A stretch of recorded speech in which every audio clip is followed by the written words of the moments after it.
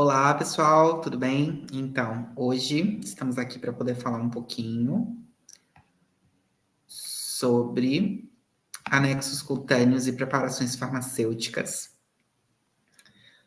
Bom, na nossa aula de hoje, vamos falar justamente, sobre os anexos do tecido, do sistema tegumentar, formado pelo tecido epitelial principalmente. Então, quando falamos desses anexos, precisamos entender inicialmente quais são eles, né? Temos as glândulas sebáceas, que produzem sebo, né? Uma substância oleosa que ajuda a lubrificar a pele e o cabelo, além de ter propriedades antibacterianas. As glândulas sudoríparas, que produzem suor, que ajuda a regular a temperatura corporal quando evapora a superfície da pele. E existem dois tipos principais.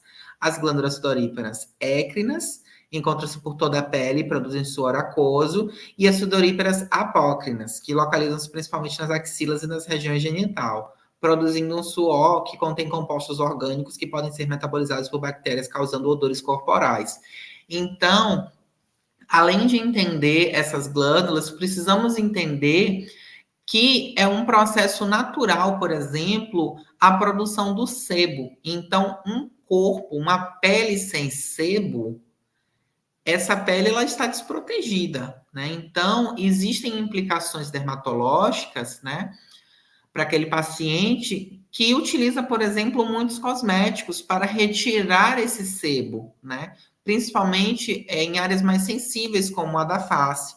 Então, a ausência desse sebo da face, a utilização, por exemplo, de adstringentes, de tônicos faciais, em uma pele que seja mais sensível, em uma pele mais seca, pode causar, né, e vai causar implicações mais sérias e graves, né? Também por exemplo, a inibição de glândulas sudoríparas, como as apócrinas, elas também podem causar outros problemas, né? Como, por exemplo, o entupimento dessas glândulas por antitranspirantes, como os antitranspirantes em aerossol, ou os antitranspirantes até mesmo os líquidos ou em barras, eles podem causar esse entupimento. E a gente vai criar pequenas vesículas abaixo da pele com essa substância que deveria, né? Essa mistura que deveria ser excretada, e ela não foi excretada porque a gente vai ter um entupimento dessas glândulas sudoríparas apócrinas, e teremos aí um problema, né, nesse paciente, gerando desconforto. A gente vai ter, né, a gente pode palpar, né, essa pequena bolsa de sebo, principalmente de suor, né, na pele. E a depender do caso, se essa bolsa ela não for retirada, né, com uma compressão do próprio paciente, ou então um procedimento médico, pode causar patologias mais sérias, né? E também temos os pelos e cabelos, que crescem nos folículos pilosos da pele, desempenhando funções de proteção, como sobrancelha e cílios, termorregulação e sensibilidade tátil. E também temos as unhas, que são placas duras de queratina, né, que cobrem as extremidades dos dedos das mãos e dos pés, proporcionando proteção e suporte. Então, o principal componente das unhas é justamente a queratina. Então, a suplementação por queratina afeta diretamente, né, por exemplo, a flexibilidade de unhas, tá? A produção, né, e o crescimento dessas unhas. Aqui eu trouxe para vocês uma classificação dos tipos de esmaltes, né, cosméticos com fim de embelezamento, que temos hoje no mercado, né? São só alguns. Nós temos os esmaltes neons, os esmaltes com purpurina, né, com um efeito gloss. Nós temos os esmaltes metalizados, os esmaltes com efeito frutacor, os esmaltes com algumas partículas um pouco maiores do que o próprio glitter, né? Como essa daqui que vocês estão vendo, esmalte com pequenas partes metálicas com formas de estrela, né? Então nós temos uma infinidade muito grande. Então a farmácia que ela quer produzir esmaltes, ela precisa entender inicialmente qual é o efeito final que aquele esmalte, né, vai ter após secar, né, nessa camada queratinizada, né, do anexo cutâneo que é a unha. Então, tudo isso precisa ser levado em consideração. E também nem tudo a gente consegue incorporar nesse esmalte. Por exemplo, quando a gente vai fazer um esmalte incolor, com a suspensão, por exemplo, de partículas metálicas, né, do glitter, se essas partículas elas forem muito grandes, após secar, a gente não vai ter uma aderência muito grande, o que vai ocasionar um descascamento, né, um processo de fragilização daquela camada de esmalte muito mais rápido do que outros esmaltes, né? Existem esmaltes que eles são mais sensíveis, por exemplo, à própria água, né? Então, muita gente reclama, né, e está em busca de novos esmaltes justamente que você consiga tomar um banho, que você consiga lavar um prato, sem aquele esmalte ele descascar tanto, né? Existem esmaltes de fato que são mais resistentes, que são justamente aqueles esmaltes que não possuem essas partículas metalizadas. Normalmente esses esmaltes com partículas metalizadas, eles são mais sensíveis, né, a esses efeitos físicos. Também nós temos os pincéis de aplicação. Aí eu trouxe para vocês aqui os rímels, né? E cada tipo de pincel, ele possui um efeito, né, diferente, né? Nós temos os pincéis para sobrancelhas, os pincéis para cílios superiores, os pincéis para cílios inferiores. Essas embalagens com esses pincéis, não só para rímel a gente pode utilizar, podemos também utilizar para ceras para bigode, né, masculino, ceras para barbas masculinas, tá? Então, nós temos aqui os pincéis de cerdas finas e duras, que servem para pentear os cílios, evitando aqueles terríveis gominhos. Os pincéis de cerdas alternadas, indicado para quem tem fios curtos e ralos. O pincel bolinha, que ajuda a passar o produto em qualquer ângulo, alcançando os menores fios. O pincel com cerdas curtas e grossas, que ajuda a aumentar o volume dos cílios, né? O pincel curvado é perfeito para quem tem cílios desregulares e funcionando como um Cirvex, né, na hora da aplicação, para poder dar aquele efeito curvo, né? O pincel pente, que ajuda a pentear os cílios, alongando e definindo os cílios, evitando que eles grudem. E a gente tem os pincéis de cerdas separadas, que é um pincel perfeito para quem já tem cílios grandes e serve para deixar eles mais soltos e bem penteados. Aqui são os pincéis de maquiagem, né? Nós temos vários pincéis para várias áreas do corpo, né? Desde pincéis para aplicação de iluminador, de sombras, né?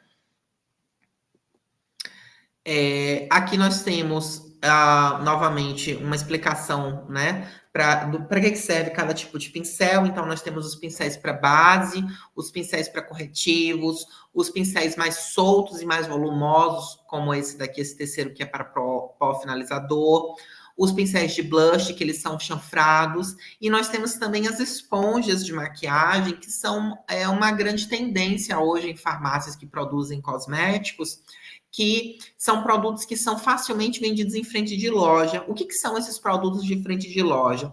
Não necessariamente são produtos cosméticos, mas são tecnologias, né, como os pincéis, como as esponjas, que essas farmácias elas colocam na frente de loja, né, onde o cliente ele circula naquela farmácia, na recepção, e o cliente ele já compra ali um produto cosmético naquela farmácia e ele também compra a tecnologia, né, para poder fazer a aplicação daquele produto, como uma esponja, como um pincel, certo?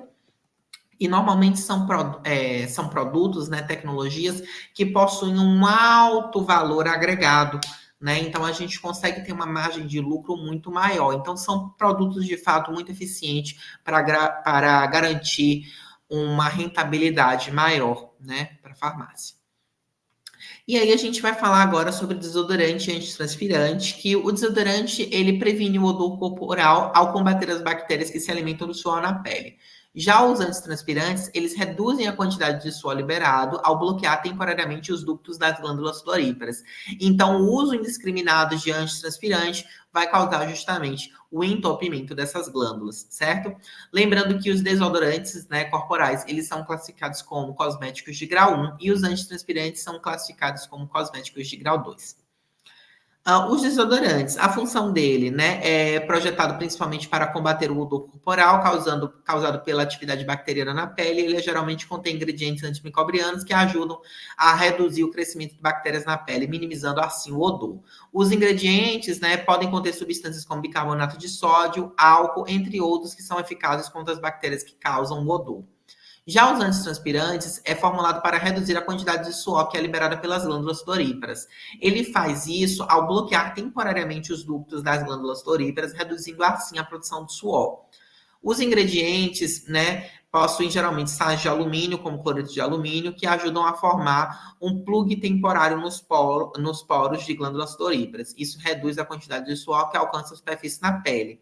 E hoje, né, a gente já tem clientes no mercado, a gente já tem um mercado muito mais exigente. Então, temos aí antitranspirantes sem cloreto de alumínio, porque o cloreto de alumínio, em um uso prolongado, ele pode ter uma ação maléfica no corpo em nível sistêmico, certo? Uma ação tóxica, né? O alumínio, ele é tóxico. Então, em uma utilização muito grande a nível sistêmico, a gente vai ter um acúmulo, né? Os esmaltes, ele é usado principalmente para colorir unhas e oferecer uma variedade de tons e acabamentos, como brilhante, fosco, metálico, etc. Geralmente contém pigmentos para cor, solventes para ajudar a aplicação e secagem e os ingredientes que fornecem brilho e durabilidade. Esses esmaltes, eles podem conter também dentro dos solventes, né, que também normalmente são agentes tóxicos, né, o formol, né, então a gente também precisa ter cuidado e a gente já tem hoje um público no mercado que procura esmaltes sem formol em sua formulação, mas é muito utilizado ainda hoje. A gente tem os verniz, né? Os vernizes que são semelhante ao esmalte, pois também é usado para colorir as unhas. No entanto, o termo verniz às vezes é usado para se referir a um acabamento de brilho transparente aplicado sobre o esmalte para aumentar o brilho e a durabilidade. Os ingredientes podem conter ingredientes similares aos dos esmaltes, mas podem ser formulados especificamente para proporcionar um acabamento brilhante e protetor. Então, normalmente, a grande diferença do verniz e do esmalte é que podemos passar uma camada de esmalte, né, colorida, e para poder ter esse acabamento brilhoso, passamos após a secagem da camada do esmalte, a camada do verniz. E também o verniz, por sua formulação ser um pouco diferente e não ter tanto os mesmos solventes que o esmalte possui em sua formulação, se você aplicar na camada queratinizada, né, do anexo cutâneo, que é a unha, somente o verniz, ele vai ter uma fixação, mas é uma fixação muito menor. Então, ele vai sair com poucos dias, 1 ou 2 dias, ou então até mesmo quando você expor a água, sai aquela camada bem grande das unhas, tá? Então, normalmente a gente passa um esmalte e por cima um verniz. A gente tem o fortalecedor de unhas, que também pode ser utilizado concomitantemente com o verniz, né? Que tem como função fortalecer e proteger as unhas, tornando-as mais resistentes à quebra e descamação de divisão. Geralmente contém ingredientes como proteínas, vitaminas, minerais e agentes hidratantes que ajudam a fortalecer a estrutura das unhas. Alguns fortalecedores também podem conter formaldeído ou derivados que ajudam a endurecer a queratina das unhas. Então, normalmente, a gente vai ter o formaldeído sendo utilizado nesses fortalecedores de unhas. E o mecanismo de ação desse formaldeído frente a esse anexo cutâneo é justamente o enrijecimento dessa camada de queratina do anexo, ok? A gente tem o creme depilatório também, que é um outro cosmético utilizado frente a esses anexos cutâneos, né? A gente tem o creme depilatório químico, né? Que contém substâncias químicas que dissolvem o pelo, permitindo que seja removido facilmente da pele após um período de tempo determinado. A aplicação, né, é aplicado na área a ser depilada e deixada agir por alguns minutos, geralmente de 5 a 10 minutos, conforme o fabricante, e antes de ser removido ele pode ser removido com uma espátula ou com água mesmo. As vantagens é que ele é de fácil aplicação, não requer calor e geralmente é indolor para a maioria das pessoas. Lembrando que, a depender da concentração do ácido utilizado nesses cremes depilatórios, a gente precisa ter uma certa preocupação se aquele creme é indicado para todas as regiões. Então, é comum e frequente, né, casos clínicos, como, por exemplo, pessoas com peles mais sensíveis passarem esses cremes depilatórios em regiões mais sensíveis, como a região íntima, né, como a região do períneo, né, para poder fazer a depilação anal também. Então, essas pessoas possuem uma hipersensibilidade nessas regiões que elas apresentam uma reação alérgica ao produto, né? Porque normalmente nesses produtos é utilizado o ácido tioglicólico, que eu trouxe até a molécula aqui para vocês, ó, do ácido. E esse ácido tioglicólico, ele é irritante, né? Então, regiões mais íntimas, a gente precisa utilizar um outro creme depilatório com uma concentração mais baixa. Então, cremes depilatórios, a gente tem o creme depilatório químico de concentração mais alta para o corpo, e a gente tem o creme depilatório químico com ácido tioglicólico em uma concentração mais baixa para regiões íntimas ou até mesmo para o rosto, né? Normalmente as mulheres utilizam para poder fazer a depilação do buço, enfim, de regiões mais sensíveis. A gente tem a cera depilatória fria, que é classificado como grau 1, e o creme depilatório químico é classificado como grau 2, tá? A cera depilatória fria é pré-aquecida com as mãos e aplicada diretamente na pele, na forma de tiras. Ela adere aos pelos e é removida puxando rapidamente na direção oposta ao crescimento do pelo. A aplicação não necessita do aquecimento adicional, sendo aplicada diretamente na pele e removida manualmente. Dentre as vantagens é que ela pode ser usada em casa e é conveniente para pequenas áreas do corpo. É menos provável que ela cause queimaduras comparadas à cera quente. O creme depilatório quente, ele é semelhante ao creme depilatório químico, mas é aquecido por uma aplicação mais confortável e eficaz. Por quê? Porque quando ele é aquecido antes da aplicação, ele aumenta a eficácia de remoção dos pelos, porque ele aumenta a dilatação dos poros, tá? E as vantagens, ele pode ser mais eficaz do que o creme depilatório químico normal, pois o calor ajuda a abrir os poros e a permitir uma remoção mais completa dos pelos. Aí a gente tem a cera depilatória quente, né? Que até uma temperatura específica, tornando-se líquida e espalhável, e é aplicada na pele e é removida em tiras de papel ou pano, né? A aplicação requer um aquecedor para manter a cera na temperatura adequada durante o processo de depilação, e dentre as vantagens é que a cera geralmente é mais eficaz na remoção de pelos mais grossos e em áreas menores do corpo. A temperatura quente pode ajudar a aderir os poros e facilita a remoção dos pelos. Então, essas ceras depilatórias quentes, a gente compra elas na forma sólida, com o auxílio de um aparelho, né, para cera quente, que tem como objetivo e finalidade aquecer essas pequenas bolinhas que normalmente a gente compra, né? Essas bolinhas, elas viram um líquido que a gente pega com uma espátula, aplica sobre a pele e aí passa um papel, né, descartável, para poder, depois que secar, a gente fazer essa retirada, né, justamente no sentido oposto de crescimento ao pelo.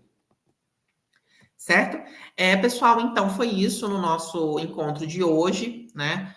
Foi uma aula mais curta, mais simples, né? Mas é de também importância entender sobre esses anexos cutâneos e sobre essas preparações farmacêuticas, porque por se tratarem, né, normalmente de regiões mais sensíveis, a gente vai ter normalmente problemas, né, mais frequentes relacionados a esses produtos cosméticos. Certo?